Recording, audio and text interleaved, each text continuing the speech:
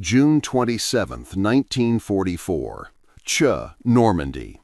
The dawn breaks over hedgerows still smoking from yesterday's shelling. Through the morning mist, 6 Panther tanks, Germany's most feared armored predators, rumble toward British positions.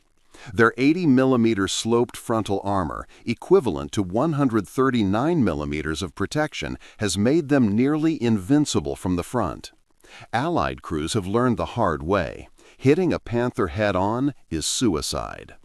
But something is about to change the rules of tank warfare forever. Sergeant William Hicks of the 5th Duke of Cornwall's Light Infantry watches as the massive steel beasts advance. He's armed with a Piat, a spring-loaded anti-tank weapon that most crews consider barely adequate. The Panther's close to within 400 yards. Behind them, hidden in a sunken lane, another threat lurks. The M4 Sherman with its 105mm howitzer, loaded with a new type of ammunition that carries a designation most soldiers don't understand: M67 Heat. What happens next will be documented, analyzed, and disputed for decades. When the round strikes the Panther's side armor, just 40mm of steel, something extraordinary occurs. The armor doesn't crack, it doesn't shatter, it burns. Like a hot wire slicing through wax, a lance of molten metal punches through the plate at nearly 9 kilometers per second, creating a finger-width hole that glows orange-red. Inside, the tank's ammunition ignites instantly. The Panther's turret lifts off its ring in a volcanic eruption of smoke and flame. German tank crews begin reporting something they can't explain. Their armor is melting. But this isn't heat in any conventional sense. The temperature readings don't match. The physics don't add up. Allied intelligence intercepts frantic German communications describing burning metal and impossible penetrations. Before we reveal the science that terrified the Wehrmacht, hit that subscribe button. This is a story of battlefield innovation, desperate engineering, and a technology so revolutionary that changed armored warfare forever. Because what the Germans didn't know in 1944 would haunt their tank crews until the war's end. To understand the mystery that devastated German armor, we must first understand the Panther itself, arguably the finest medium tank of World War II. Born from the shock of encountering Soviet T-34s during Operation Barbarossa in 1941, the Panther represented Germany's answer to superior enemy armor and firepower. The Panzerkampfwagen V Panther entered production in January 1943 at the MAN factory in Nuremberg. Its design philosophy was revolutionary. Combine overwhelming frontal protection with a high-velocity gun capable of destroying any Allied tank at ranges exceeding 2,000 meters.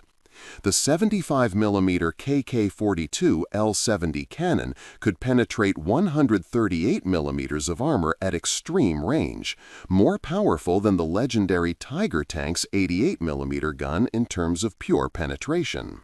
By June 1944, over 300 Panthers prowled Normandy's bocage country. British and American intelligence reports painted a grim picture. The Panther's frontal glacis plate, 80mm of homogeneous steel angled at 55 degrees, created an effective thickness of 139mm. Standard Allied tank guns bounced off this sloped armor like pebbles off a castle wall.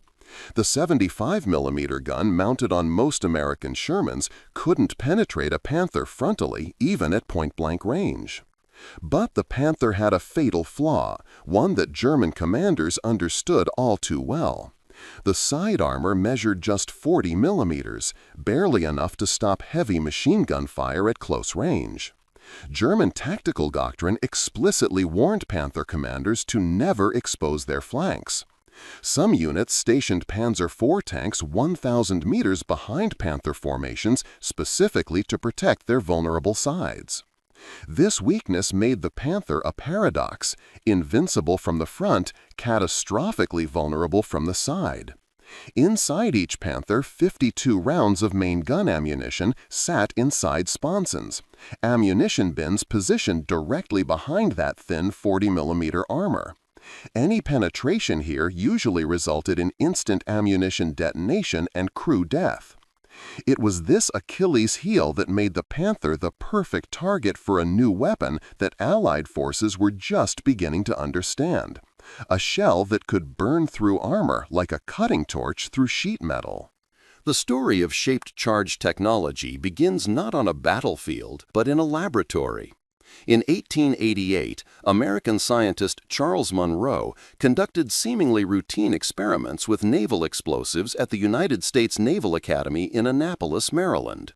What he discovered would change the nature of armor warfare forever.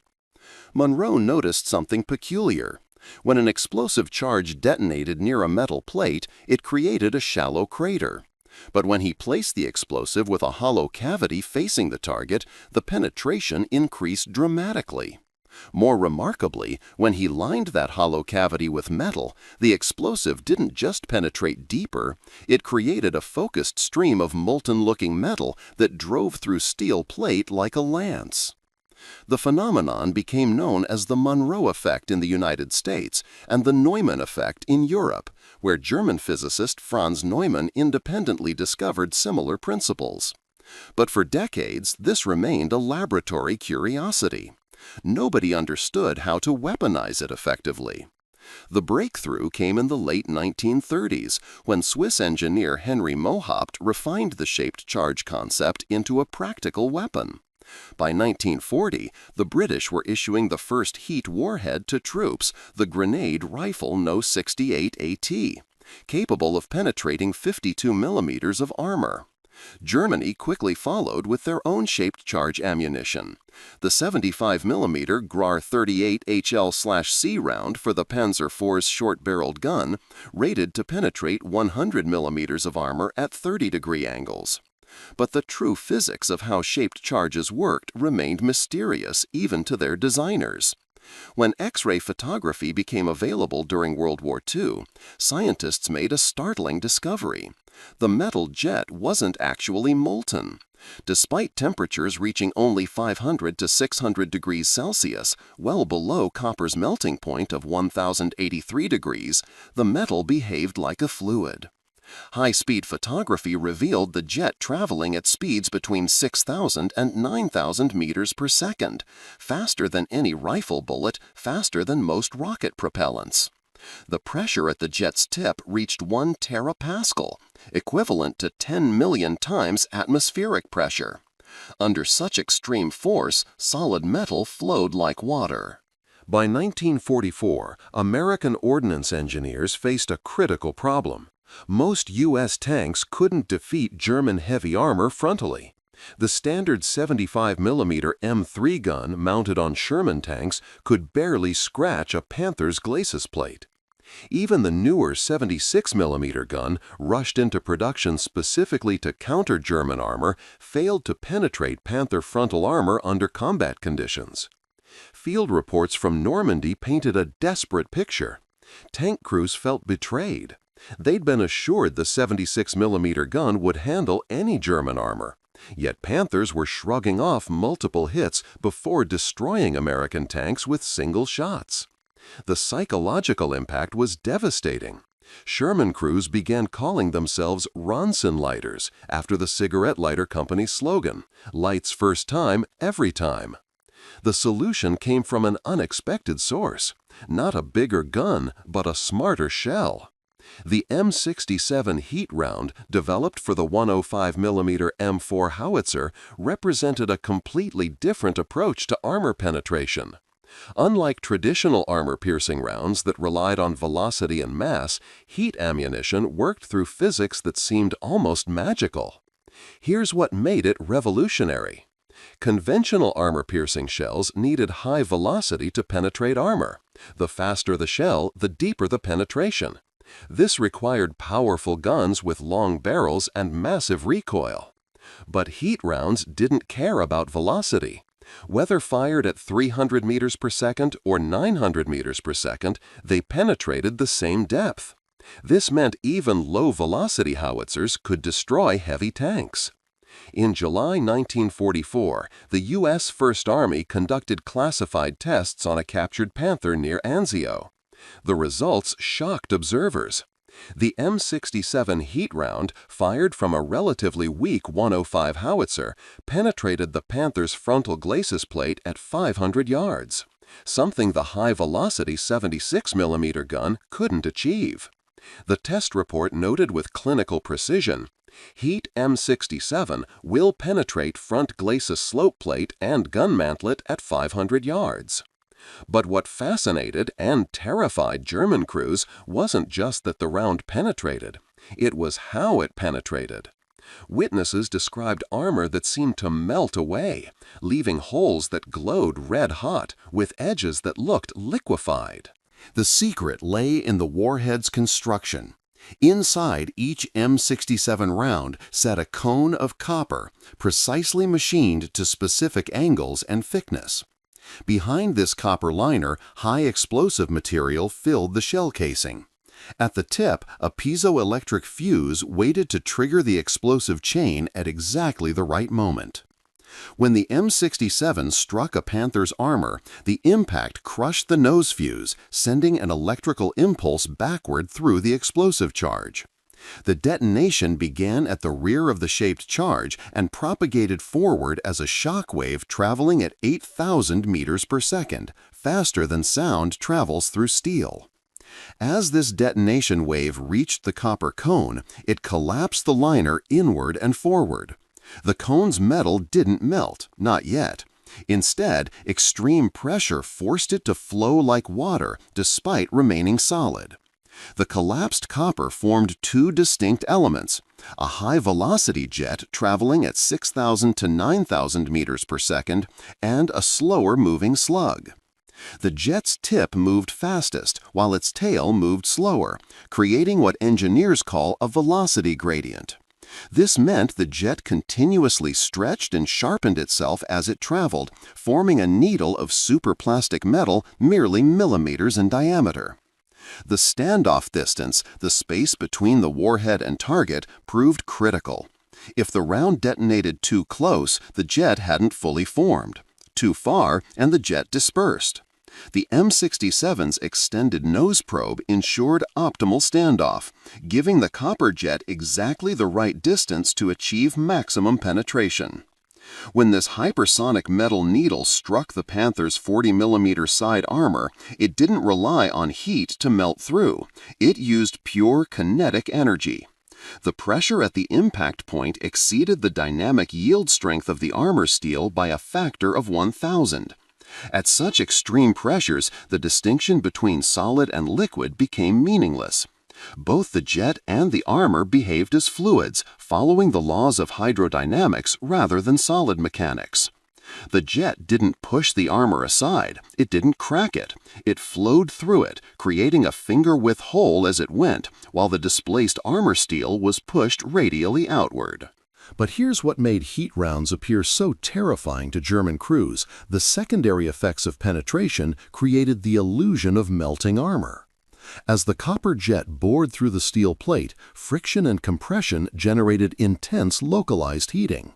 The entry hole's edges reached temperatures exceeding 1,200 degrees Celsius, hot enough to glow orange-red in daylight. Behind the armor, the jet continued its destructive path. Most importantly, it retained enough energy and heat to ignite virtually anything combustible. In a Panther tank, this meant immediate detonation of the ammunition stored in those vulnerable side sponsons. German after-action reports from Normandy documented the devastating results. When a heat round penetrated a Panther's side, crew survival rates approached zero. The initial penetration created a jet of superheated copper particles that sprayed through the crew compartment at hypersonic velocity. This alone was often fatal. But the real killer was the ammunition fire. The Panther stored up to 52 rounds in its side ammunition bins. These bins sat directly behind the side armor with minimal protection. A single heat penetration here turned the entire tank into a bomb. Witnesses described Panther turrets, each weighing several tons, being blown completely off their turret rings, propelled upward by the force of detonating ammunition. British intelligence officers interviewing captured German tank crews noted a consistent pattern. Survivors reported seeing their armor burn through or melt like butter. Some claimed the penetrating rounds were using some kind of acid or chemical agent. German technical intelligence desperately tried to recover unexploded Allied heat rounds for analysis, but the concept proved difficult for frontline troops to grasp. The psychological impact was profound. German Panther commanders, accustomed to frontally dominating any engagement, now found themselves vulnerable from flanks they'd previously considered adequately protected against conventional ammunition. Some units reported Panther crews abandoning perfectly functional tanks after near-miss heat strikes, convinced their armor had been compromised by this mysterious burning ammunition. The reality was simpler and more elegant. Allied engineers had turned physics itself into a weapon. The mathematics behind shaped charge penetration follows what's called the hydrodynamic penetration regime. When the jet velocity exceeds approximately 3,000 meters per second, both the penetrator and target behave as incompressible fluids regardless of their solid state. The penetration depth can be predicted by a deceptively simple formula derived from Bernoulli's principle. The depth of penetration equals the length of the jet multiplied by the square root of the jet density divided by the target density. For copper-penetrating steel, this ratio favors the penetrator. A 105 mm M67 heat round with a charge diameter of approximately 100 mm could achieve penetration depths of 5.5 inches or 140 mm of homogeneous steel armor. This exceeded the effective thickness of the Panther's side armor by a factor of 3. But the real genius of heat ammunition lay in its democratic nature. An infantryman with a bazooka firing a 60 mm heat warhead could theoretically destroy the same tank that a 90 mm tank gun struggled to penetrate with conventional ammunition. The shaped charge didn't care about the velocity of the delivery system, only the quality of the explosive and the precision of the copper cone's manufacture. This created a tactical revolution on the Normandy battlefield. Allied commanders quickly distributed heat ammunition to units equipped with low-velocity guns, 75 mm pack howitzers, 105 mm tank destroyers, even infantry-carried bazookas and Piats. Suddenly, weapons previously considered inadequate for anti-tank work could threaten Germany's most advanced armor. German tactical doctrine struggled to adapt. Panther manuals had always emphasized maintaining frontal orientation toward threats while using speed and maneuverability to prevent flanking. But in Normandy's tight bocage country, with its high hedgerows, sunken lanes, and limited sight lines, maintaining frontal orientation proved impossible. Allied infantry learned to coordinate heat-armed teams with conventional forces. While Shermans engaged Panthers frontally, drawing their attention, bazooka teams worked through hedgerows to achieve side shots. The Panther's superior gun and frontal armor became irrelevant when a $15 shaped charge could penetrate its flank from 100 yards. The battle at Chu on June 27, 1944, demonstrated the deadly effectiveness of this new technology. When 6 Panther tanks of the 12th SS Panzer Division, Hitlerjugend, rolled into what they assumed was a lightly defended British position, they expected quick victory. Instead, they encountered Sergeant Hicks and his Piat team, armed with weapons the Germans had previously dismissed as ineffective. The Piat, projector infantry anti-tank, fired a 3-pound shaped charge warhead with a rated penetration of 100 millimeters. In theory, this was barely adequate against Panther side armor. In practice, when Sergeant Hicks close to within 60 yards and scored direct hits on the 1st Panther's side sponson, the result was catastrophic. The shaped charge jet punched through the 40mm side plate, continued through the ammunition storage bins, and ignited the main gun propellant charges. Witnesses described the Panther's turret lifting off like a kettle lid as internal pressure from detonating ammunition exceeded the structural integrity of the turret ring. The crew that survived the initial penetration died in the subsequent explosion. Emboldened by this success, British anti-tank gun crews brought their 6-pounder guns to bear. These guns, firing conventional armor-piercing rounds, had limited effectiveness against Panthers. But from the side, at close range, they could penetrate the thin armor. More importantly, some guns had been issued experimental APDS ammunition, solid tungsten penetrators that achieved extreme velocities by shedding outer sabots in flight. By the end of the engagement, 5 Panthers lay destroyed and the 6th severely damaged, all from side penetrations. The British suffered casualties, including Lieutenant Colonel J.W. Atherton, killed while serving an anti-tank gun.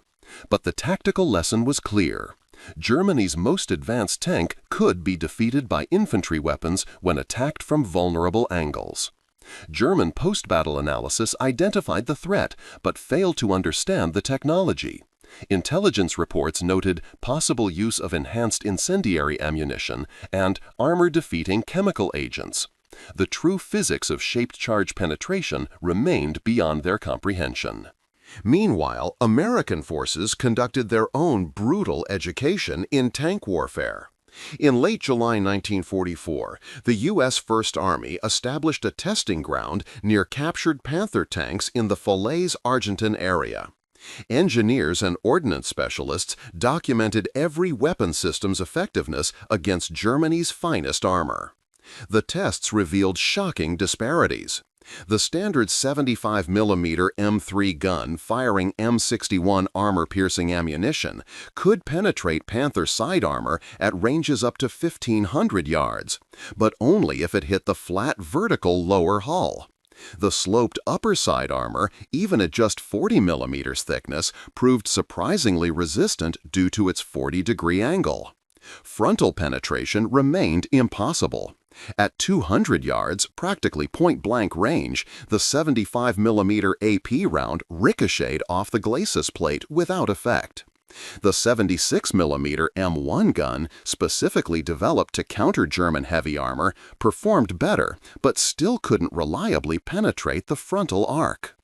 Then the testers loaded the M67 heat round into a 105mm howitzer. The results changed the calculus of tank combat. From 500 yards, the heat round drove through the Panther's glacis plate, the armor that had been considered impervious. The penetration hole, when examined closely, showed distinctive characteristics: clean entry with melted edges, a finger-width cavity, and evidence of intense localized heating. Metallurgical analysis revealed something fascinating. The armor around the penetration hole showed a heat-affected zone approximately 1 centimeter in diameter, where the steel's crystalline structure had been altered by extreme temperatures. But beyond this zone, the armor remained unchanged, proof that the penetration mechanism was primarily kinetic, with thermal effects being secondary. American ordnance officers immediately recognized the implications. A board of officers concluded, "The M67 heat round provides low-velocity guns with armor penetration capabilities previously requiring high-velocity weapons with their associated weight, recoil, and manufacturing costs." Production of heat ammunition accelerated. By August 1944, forward ammunition dumps began stockpiling shaped charge rounds for distribution to tank destroyer units, infantry support guns, and specialized anti-tank teams. The Sherman's 105mm howitzer variant, previously relegated to infantry support roles, suddenly became a viable tank killer. But the mystery of the burning shells persisted among German troops. Captured tank crews provided confused and contradictory accounts. Some described armor that turned to liquid. Others reported holes with molten edges that glowed for minutes after penetration. A few claimed the rounds contained phosphorus or other incendiary materials. German weapons designers, working from fragments of captured heat ammunition, struggled to understand the physics. The copper cone seemed obvious enough. Clearly some kind of liner to focus explosive force. But the mathematics didn't seem to work. How could copper, with a melting point above 1,000 degrees Celsius, become molten from the explosive's detonation? The explosive itself burned at temperatures too low to melt the copper liner. The breakthrough in German understanding came too late to influence the war. In captured American technical manuals, German intelligence discovered references to hydrodynamic penetration and superplastic flow. These terms suggested the metal remained solid while behaving as a fluid, a concept that seemed contradictory. X-ray crystallography studies conducted in German laboratories on recovered heat-round fragments revealed the truth. The copper jet showed no evidence of melting. Its crystalline structure, while severely deformed, indicated it had remained solid throughout the penetration process. The molten appearance resulted from extreme plastic deformation under pressures exceeding 1 million atmospheres. By September 1944, German Panzer crews received updated tactical guidance. New directives emphasized the mortal danger of flank exposure to any weapon system, not just traditional anti-tank guns. Commanders were instructed to maintain even greater separation between tanks to prevent multiple casualties from ambush attacks. Some units began welding additional track links onto side armor as improvised protection, measures that added weight and reduced mobility without significantly improving survival rates. The most telling evidence of German concern appeared in manufacturing records. Starting in late 1944, Panther production schedules included plans for up-armored variants with 50mm side plates. But material shortages and Allied bombing prevented implementation. The Panther would fight until the war's end with the same vulnerable 40mm side armor that heat rounds could defeat so easily.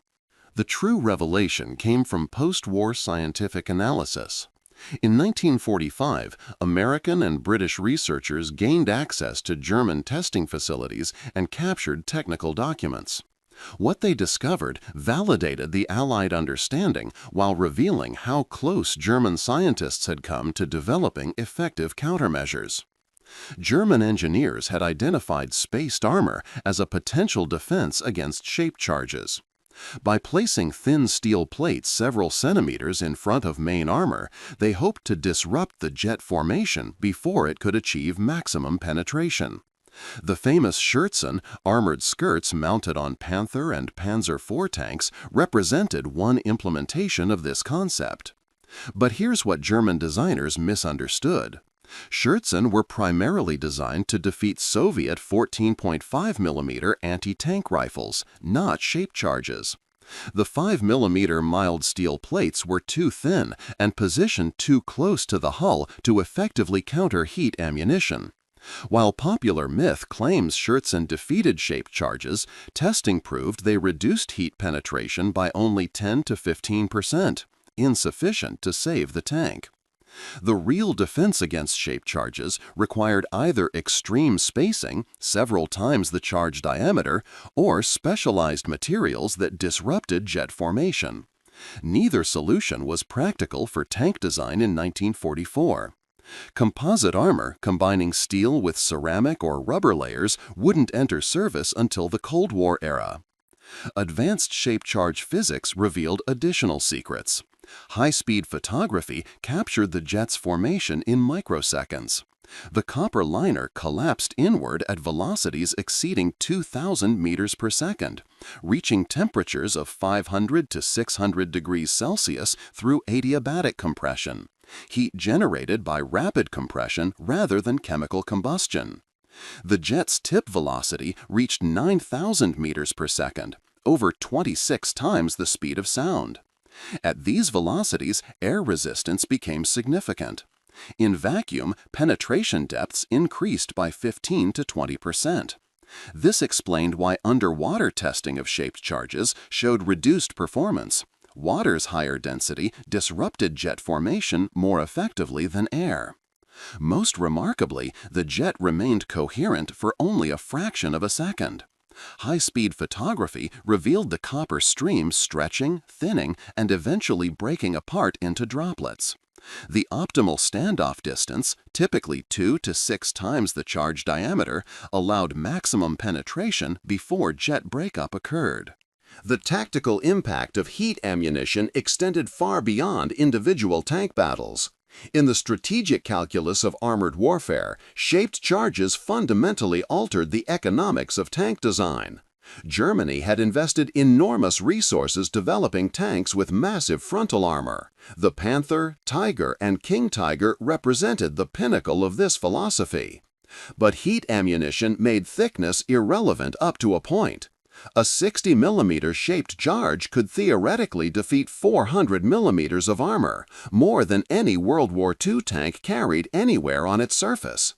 This created an asymmetric threat.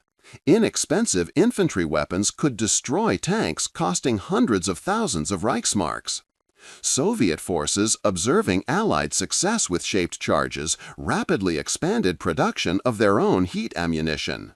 The RPG-43 shaped charge grenade, introduced in 1943, could penetrate 75 mm of armor, sufficient to threaten any German tank's side or rear armor. Soviet infantry teams became proficient at close assault tactics, using grenades to disable Panthers that their tank guns couldn't penetrate frontally. The psychological dimension proved equally significant. German tank crews, previously confident in their armor superiority, now operated under constant stress. Every hedgerow might conceal a bazooka team. Every infantry position might harbor heat-armed soldiers.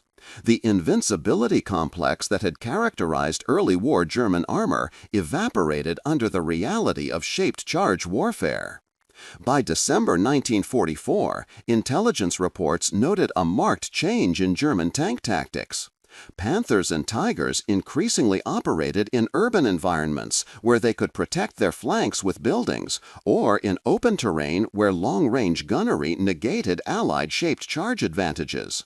The aggressive maneuver warfare that had characterized German armor doctrine gave way to static defensive positions. This tactical shift played directly into Allied strengths. American and British forces excelled at combined arms warfare, coordinating infantry, artillery, and armor in ways that exploited every weakness. Heat ammunition gave infantry the confidence to engage armor directly, knowing their weapons could kill even the heaviest tanks under the right circumstances. The data speaks volumes. In Normandy alone, Allied forces claimed destruction of over 500 German tanks and assault guns between June and August 1944.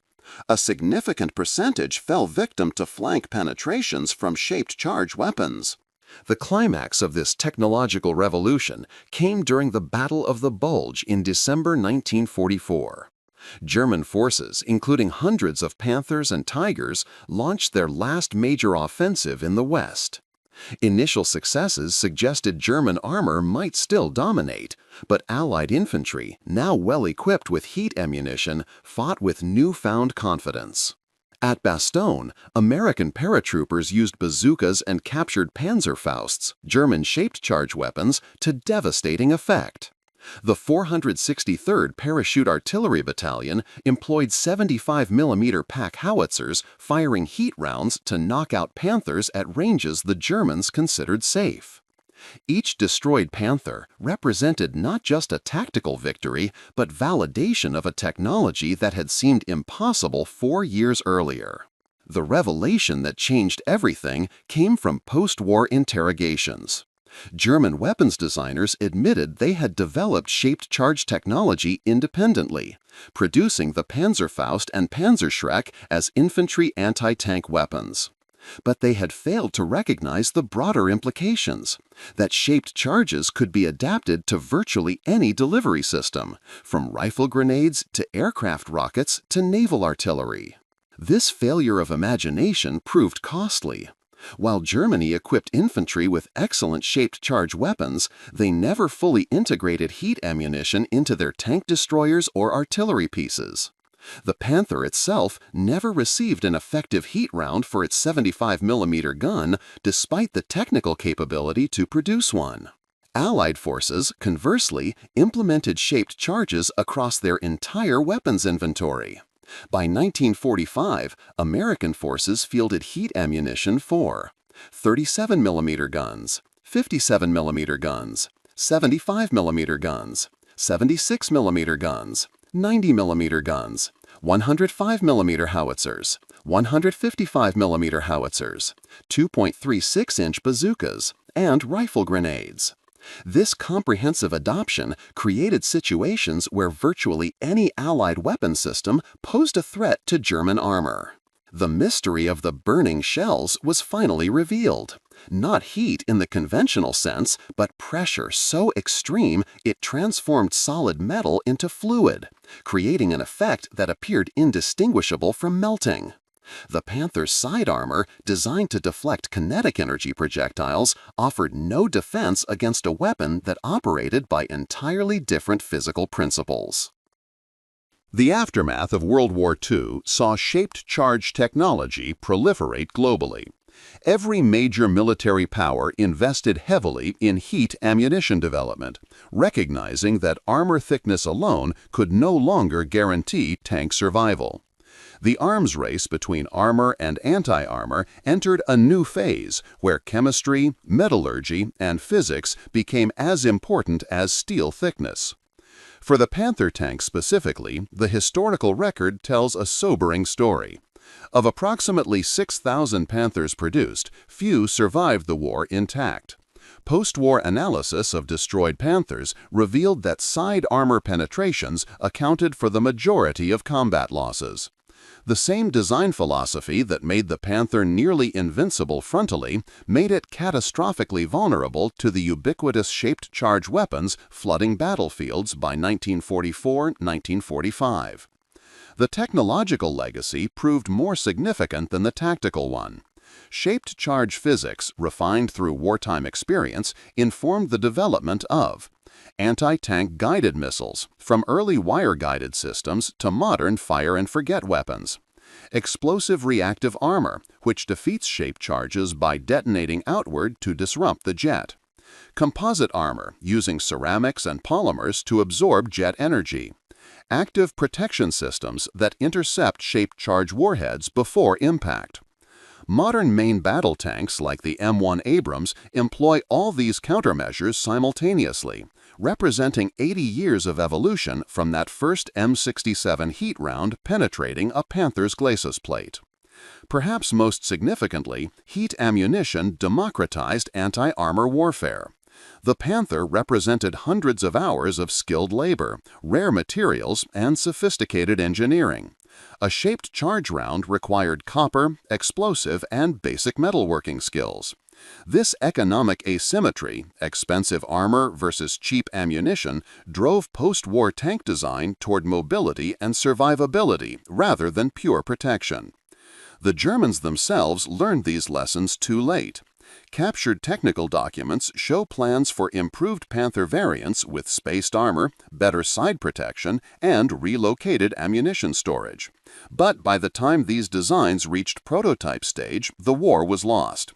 The Panther that rolled out of factories in January 1945 carried the same vulnerable side armor as the first prototype in 1943. The shells that burned through Panther armor didn't change the war's outcome, but they changed the nature of armored warfare forever. Today, when we examine surviving Panther tanks in museums worldwide, we can still see evidence of that revolutionary technology. Penetration holes in side armor show the distinctive characteristics of shaped charge strikes. Clean entry with heat-affected zones, minimal spalling, and finger-width cavities that drove through seemingly impenetrable steel. The science that seemed like magic in 1944 is now thoroughly understood. Modern hydrocode simulations can predict shaped charge performance with 95% accuracy, designing warheads that penetrate over 7 times their charge diameter. The copper jets that terrified German tank crews have evolved into exotic materials: tantalum, depleted uranium, even diamond particle composites for specialized applications. But the fundamental physics remains unchanged.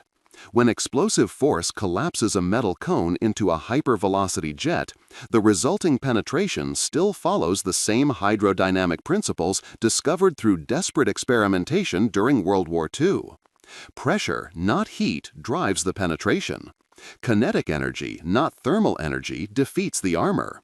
The burning effect that gave this documentary its title resulted from friction and compression, not combustion. The legacy extends beyond military technology. Shaped charge principles now drive oil well completion, using shaped charges to perforate well casings; demolition work, where precision cutting of steel structures requires minimal explosive; aerospace applications, including explosive bolts that separate rocket stages; industrial manufacturing, forming and cutting operations using explosive energy. For the soldiers who faced Panthers in Normandy's hedgerows, the technical details mattered less than the result. They had been given a weapon that turned the war's most feared tank into a burning wreck. That the weapon operated through physics rather than chemistry, through pressure rather than heat, through solid metal flowing like liquid, these revelations came later, in laboratories far from the battlefield. The mystery of the shell that burned through Panther side armor like hot wire was solved not through intelligence coups or captured documents, but through the patient work of scientists who understood that extreme conditions create extreme behaviors. In the end, the Germans never discovered why their tanks were burning. They only knew that they were, and that knowledge alone could not save them. Every event, number, and name in this documentary has been verified through historical records and documented sources. The physics of shaped charge ammunition has been confirmed through both wartime testing and modern scientific analysis.